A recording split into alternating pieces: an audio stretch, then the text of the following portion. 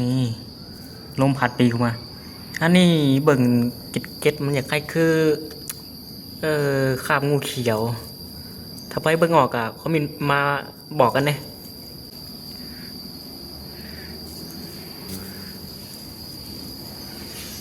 งูนี่กา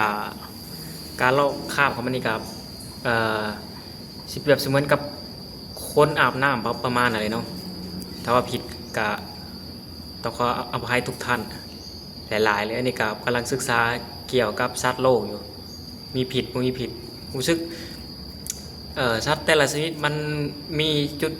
แตกต่างกันมันเป็นตาหนาค้นหานี่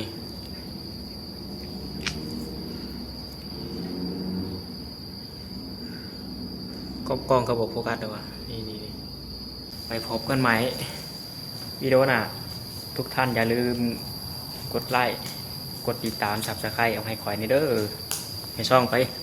ทะลุ 1,000 ซับสไครเบอร์กันดีใจที่ว่าทุกคนทุกท่านเขามาเบิ่งวิดีโอยอดวิวพุ่งเลยส่วงนี้ไปแล้ว